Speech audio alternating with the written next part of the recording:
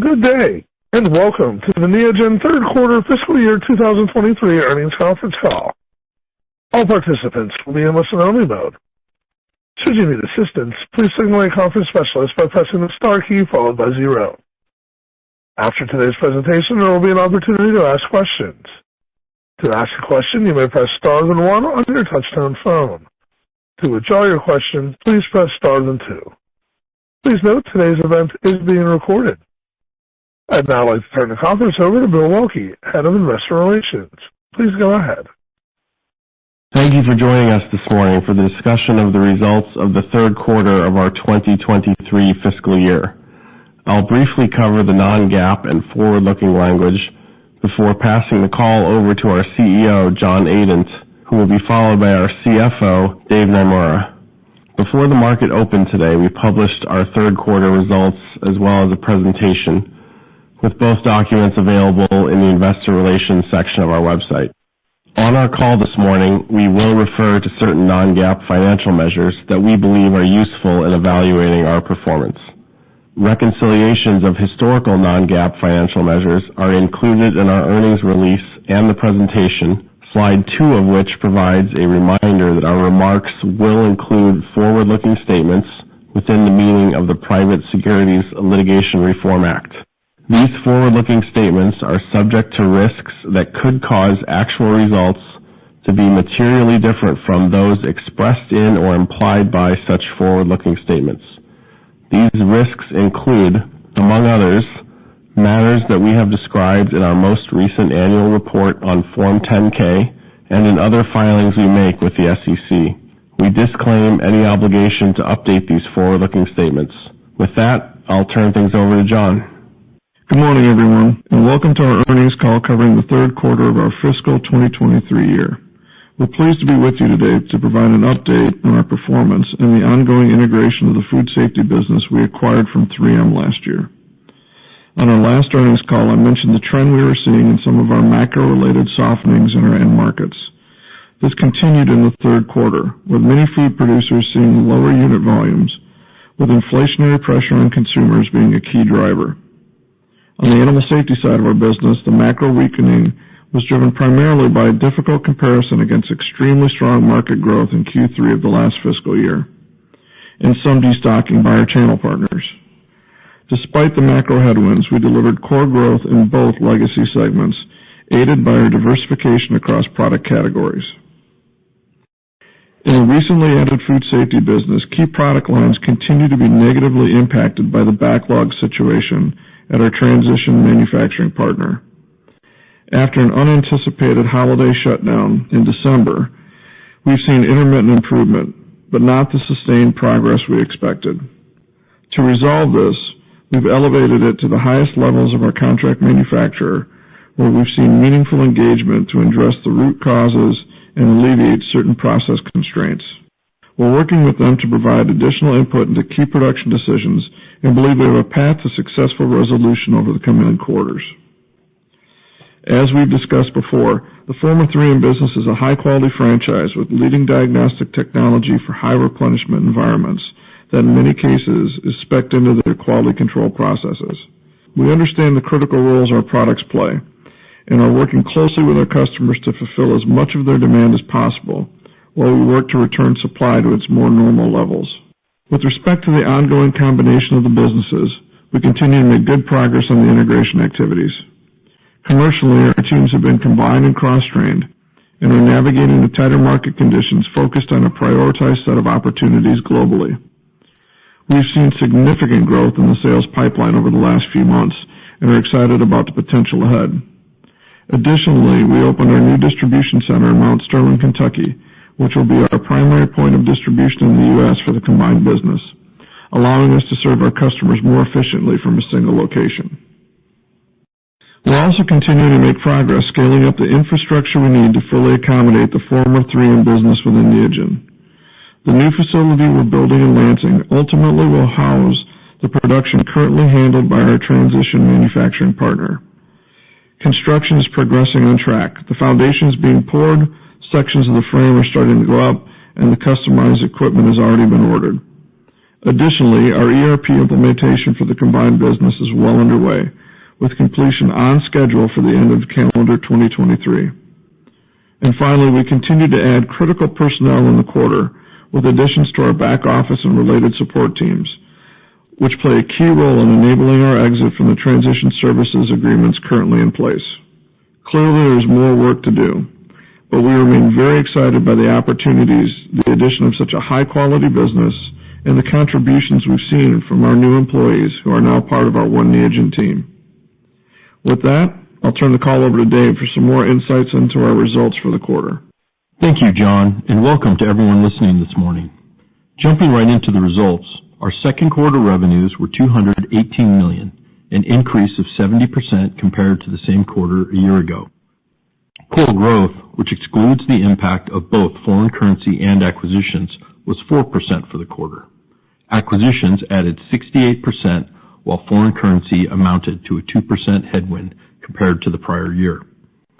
At the segment level, revenues in our food safety segment were $152 million in the quarter, an increase of 141% compared to the prior year, including core growth of 6%.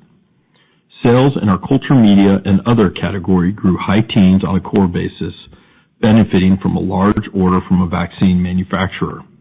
Within bacterial and general sanitation, our microbial testing products had solid growth, partially offset by lower sales of general sanitation testing products, due in part to supply challenges.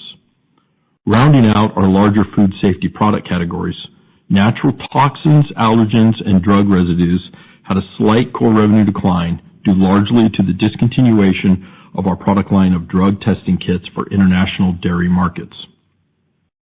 Quarterly revenues in the animal safety segment were $67 million, up 2% over last year's third quarter on both a core and reported basis, as the foreign currency impact was modest. Sales of our biosecurity products had the strongest core growth, led by insect control share gains in the animal protein market. This growth was partially offset by a decline in vet instruments and disposables, which faced a difficult compare against a new business win last year and lower volumes of antibiotics and vitamin injectables in the animal care and other category. Worldwide genomics revenue was up high single digits on a core basis, with growth in the global beef markets offsetting weakness in China from COVID-related lab closures that continued in the quarter. As John mentioned earlier, the performance of the food safety business we acquired from 3M was impacted primarily by lower than expected production levels at our transition manufacturing partner.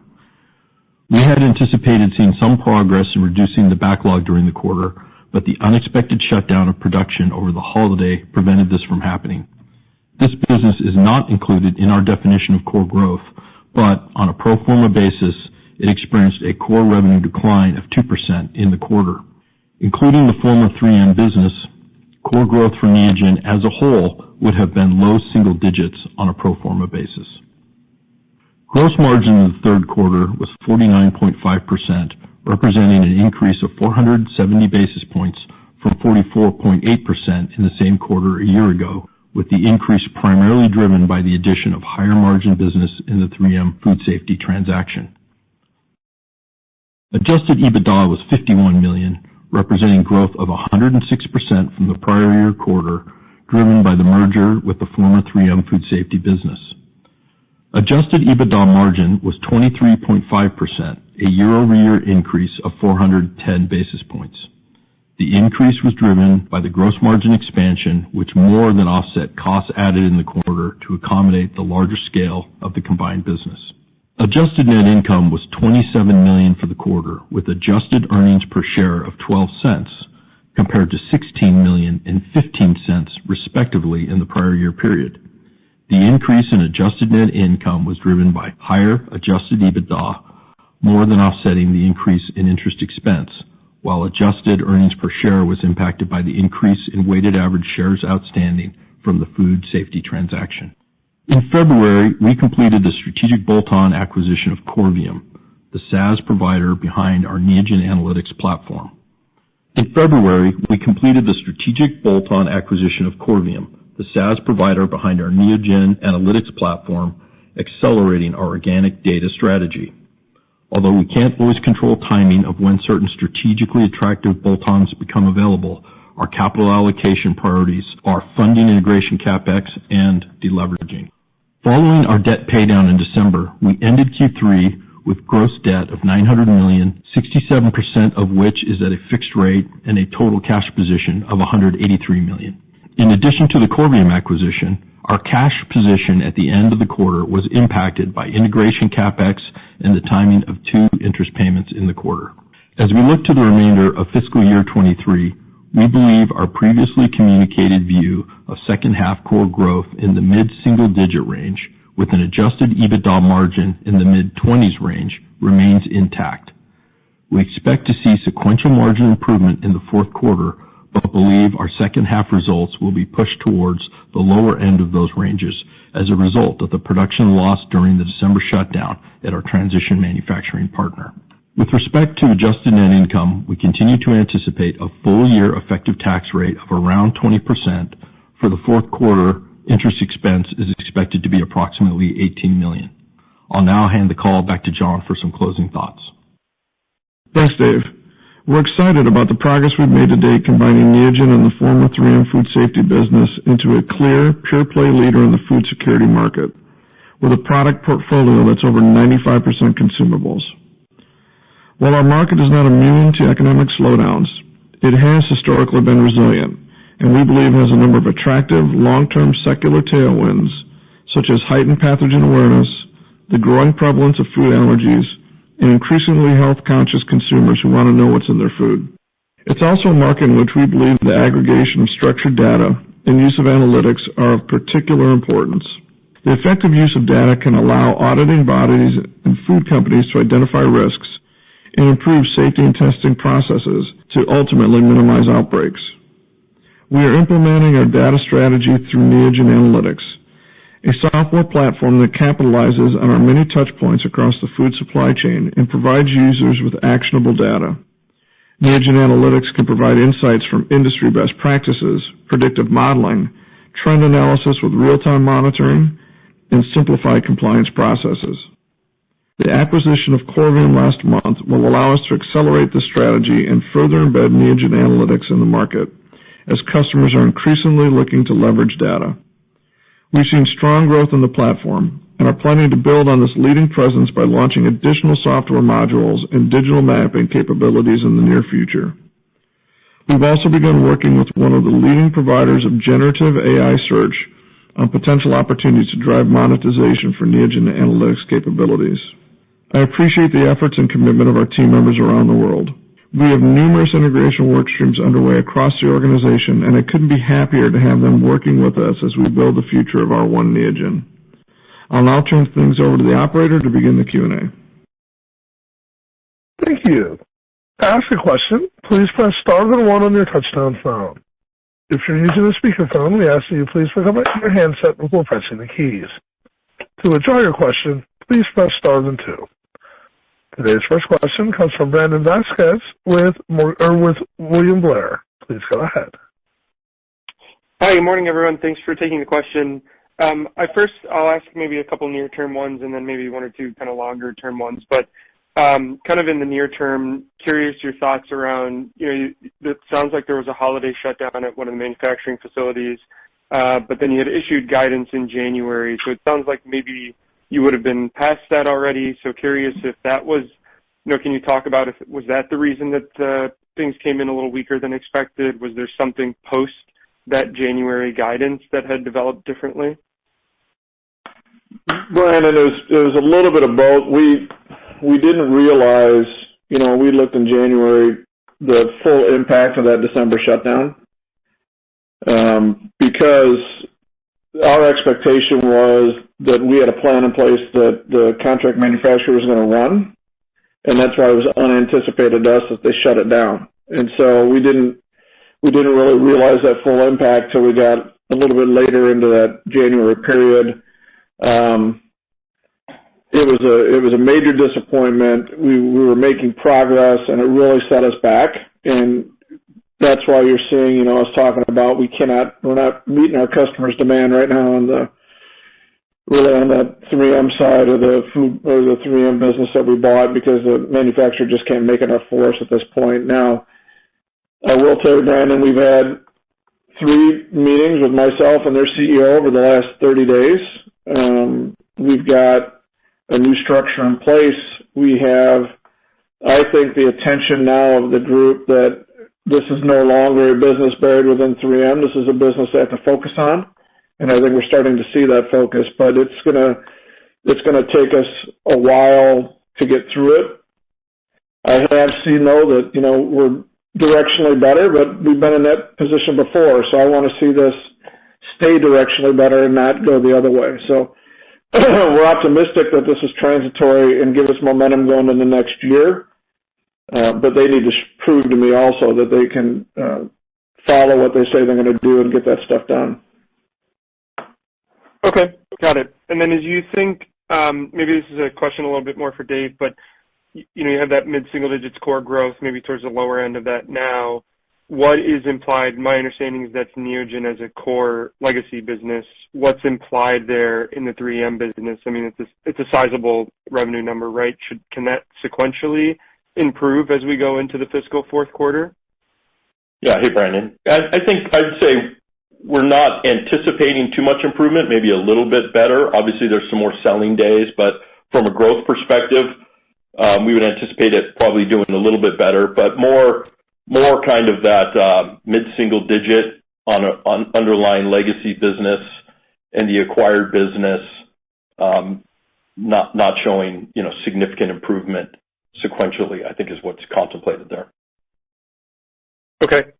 And then maybe going a little further out, just one on kind of the long-term guidance. It was encouraging you guys still feel comfortable with the fiscal 25 guidance despite kind of the maybe the backlog in this quarter being a little worse than expected. Can you, David, now we're all going to start looking at our fiscal 24 models, and I'll appreciate that you're not going to give a number now, but how do we think of the recovery through fiscal 24? Is this a linear event? Is this kind of like a hockey stick as we get to the back half of 24 and into 25? Any commentary you can give us to kind of level set? Yeah, look, I think more to come, obviously, when we get to year end, Brandon.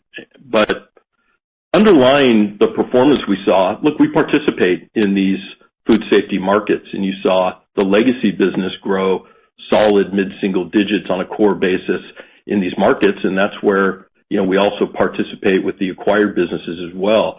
So we think that as we get through these near-term challenges, that we've got an underlying good market, even with some production volume headwinds in some of our customer base. So it's really that underlying market that we think supports kind of, as you're implying, the bridge from where we see 23 coming in to 25. The shape and pace of that, I think, is what John's referring to. He says we need to see some momentum coming out of 23 into 24, and that'll give us a little better frame on that. So I'd say more to come on that when we get to a quarter or so from now. Okay, great. Thank you very much. Thanks, Brandon. Thank you. And our next question today comes from David Westenberg of Piper Sandler. Please go ahead. Hi guys. Thank you for taking the question. So I just want to talk about kind of the debt and free cash flow in the quarter. I think you kind of gave a little bit here when you said it was just kind of maybe timing of interest payments, and I think you said some additional capex. Obviously, this is for a day. So I noticed it does look like net debt went higher in the quarter. So can you maybe explain some of the things that maybe in addition to that, and then how we should think about the EBITDA, EV to EBITDA, the debt to EBITDA, the leverage ratio, the debt to leverage ratio as we go further in the year, just given that interest rates are on the rise. And man, I cannot ask a question today. That's all right. That's all right, Dave. Go ahead, Dave. We know what you mean. Hey, Dave. So a couple thoughts. Yeah, leverage is a little bit elevated on a net basis here, where we would have typically expected to see it flat, come down a little bit. I would say that aside from funding our integration capex, deleveraging remains a top priority for us, but we can't always predict the timing of everything. We are a serial bolt-on acquirer. We've changed that focus now to deleveraging, but the Corvium deal that we completed in the quarter, the timing was such that it needed to be transacted, and that's a very strategic deal for us for, I think, all the reasons that John outlined in his prepared remarks. So obviously, cash utilization of that of $24 million was a headwind to net debt in the quarter. In addition, you noted the timing of interest payments, which I think had about an extra $12 million, increase to what you would think of as a normal underlying quarterly cash outflows. And then our integration CapEx, which is elevated and will be elevated, not the same quarter and quarter. It's not going to be linear, but as we work through more of the factory side, but also the system side over the next couple of years, and that's always been a known item. So we knew that would be a headwind to free cash conversion over time, and it is. But underlying all of that is a pretty strong, historically free cash flow conversion business that we think we can make even more robust in the future with some opportunities off the working capital side of the balance sheet. So that's what's going on, and our priorities remain the same. Having said that, like in many cases, you might see that bounce around a little bit quarter to quarter, but our objective remains the same. Gotcha. I appreciate you being able to parse out my terrible phrasing. Secondly, just on the Petrifilm and the manufacturing that maybe I should say the failure to fully get all your orders in from your supplier here. Can you talk about how you're prioritizing the products for your competitors for your customers? And kind of what I'm getting at with this is, keeping this product in the hands of your customers to make sure that maybe they're not dual sourcing or they're sticking with you through the process. Can you maybe talk about some of the discussions you're having with the customers to make sure they feel that you're as the middleman they're taken care of? And I get some of this is out of control because you're just you're in between the two. Yeah, you're doing your best. What we're doing, David, is, to your point, on the SKUs where we're having issues, because we don't have it on every issue. We don't have it on every SKU in Petrifilm or even in sample handling. So on the SKUs that are of issue, we end up allocating, and we end up working with customers to make sure that we're trying to do the best, but that we're just not meeting their demand. We're not getting the manufacturing support we need. And because of that, because it's a consumable, they have to go and do something else. So by definition, we're losing that sale and that share of market at that moment because they're having to go because they have to continue to test. Now, we know it's a very resilient business, and we know that our solution is better, so we're very confident that we're going to be able to get those customers back. But that is a sale we lose that we don't get back. It's not like they can just say, well, we'll wait until you're ready and you guys have enough, and then this, excess buildup of demand comes back and later in future sales. So that's why we're working so hard at it. That's why it's so frustrating to me and the team. And that's why we're so focused on communications with the customers to make sure that the products that we have, even though it's not enough, we're trying to work with them in a way on an allocation basis to easily make this the least painful, but we recognize this is extremely painful for our customers. I've talked to our customers almost every week about this. I know they're frustrated. They know we're frustrated. We're seeing some incremental progress, but we've got a lot more work to do. Got it.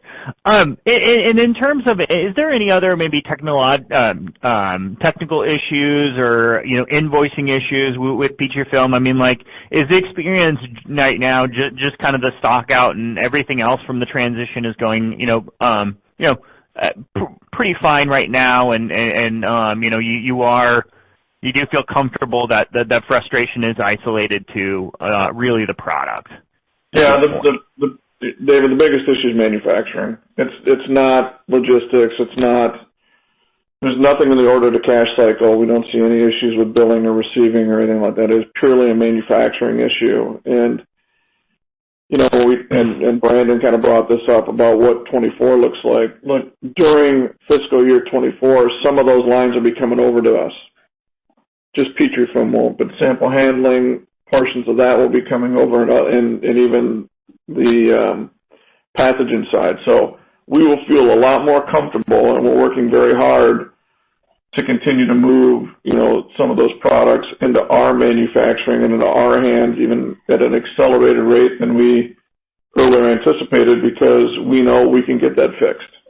So those are some of the things we're doing. Got it.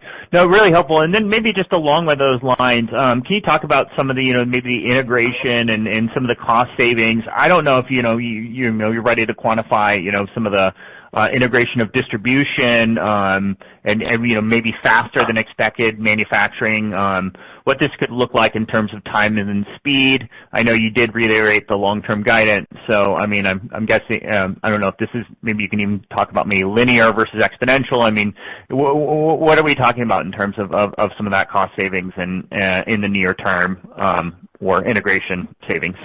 Yeah. David, in the near term, I think what you've heard us talk about is having to build up some costs. So we'll have some duplicate costs where we're paying our partners under various forms of transition services, where we're building up the cost to come off. And one of the things I think we will do here at a point in the future, I think when we have a little better fidelity into the timing of that, is to help characterize some of that a little bit and what it means kind of over time. But I'm not prepared to do that now. But we do think that we'll be able to gain efficiencies once we're through building up the cost off transition services and being able to bring these products into our existing processes. We think there's efficiency over time with that. Gotcha. And then maybe I'll just end with one of the maybe fun long-term positive kind of stories. Can you talk about how you the data from truly from farm to table strategy? I mean, I think over the traditionally it's been really hard to get these companies to understand the importance of really the food chain, so to speak, or going down the food chain. What does that strategy look like to finally get that dream that we've talked about for years for that full down the farm to table stream? Sure. Thanks, David. Yeah, I mean, look, the first is what we're doing now, right, starting with our analytics platform. And what that platform does is it allows us to work with our key customers in the food manufacturing to help them modernize and digitize their environmental plant mapping policies and procedures, right? So it is a suite of products around environmental plant mapping, around benchmarking, around predictive analytics, around other, and we continue to develop new suites for that offering to be able to show customers the things that we can do to help them connect. Now, the more we add in the ecosystem, right, the easier we are to then connect the ecosystem. We already have our blockchain solution. We can take, one of our customers, you buy their steak in the supermarket, and if you take a sample and send it to me, I can tell you every place that animal went, everything it ate, every time it was sick, every medicine it was given, all the way from birth to your dinner plate. Again, Neogen tends to lead the industry, so while we have that capability and we see that, we don't see a huge demand for that, because right now the question is who's going to pay for it. The rancher says, well, that should be the processor. The processor says, well, that should be the grocer. The grocer says, well, that should be the consumer. So, but at some point, we know that we have the ability to tie that all together that nobody else has. So we're continuing to drive the solutions forward because we know this will happen. This happened just like with our genomics business. When we bought the genomics business over a decade ago, everybody said, we don't need genomics. I can look at that animal and tell you how it's going to grow. And now you've seen the whole industry's changed in a decade. You're going to see that too on this side of the business. So we're really excited about our Corvium acquisition to allow us to not only stay in front, but, 10x be in front of our competitors around this part of the marketplace that really is just a big white space. And and we're excited. We've got so much data within the organization. We're not even sure yet of the value streams to provide, which is why we're working with one of the largest generative AI companies to work with us to figure out what do we have and what can we make actionable. So those are things that are really exciting about what's coming. Thank you, guys, and thank you for putting up with my inability to ask a question this morning. No problem. We know you got other things on your mind, so we hope that goes well. Thank you. Thank you. And our next question is a follow-up from Brandon Vasquez at William Blair. Please go ahead. Hey, guys, thanks for taking the follow-up. Just one last quick one on Petrifilm. Are you guys able to quantify the backlog of Petrifilm sales in the quarter? And then second one there is just, you said things had improved in January and February in terms of output. Is that, we're basically done with March now. Is that true of March as well, just so we can get an understanding of the cadence going forward? Thanks. Yeah, so I think the backlog number was, about $7 million, I think, which was about flat. And Brandon, the challenge is a little bit less the absolute backlog number, but the fact that we're still in this allocation situation. So as John pointed out, we don't lose a customer, but we lose some sales. I think, absolute production was lower in December than January and February, and we saw an uptick, which was good. I think we, again, have seen some improvement to the backlog number here in the March time frame. Mm-hmm. But again, we've seen periods like that. We've seen periods like that before. I think John alluded to that, and it's about the sustainability here. So at the end of the day, we've got to work through getting continuity of supply for this high replenishment product. That's what's really going to do it. So, the key is to get the backlog down to, a sub, $1 million type number on a sustained basis, which is a better sign that we're fulfilling at the rate we need to for the requirements of this product category. Got it. Super helpful. Thanks a lot. Thank you. Thank you. And ladies and gentlemen, this concludes our question and answer session. I'd like to turn the conference back over to the management team for any final remarks. Thank you all. I really appreciate you joining us this morning. And again, as we work through this, we're really excited about the future of this business. So we look forward to speaking to you all again at our fourth quarter and end of year this summer.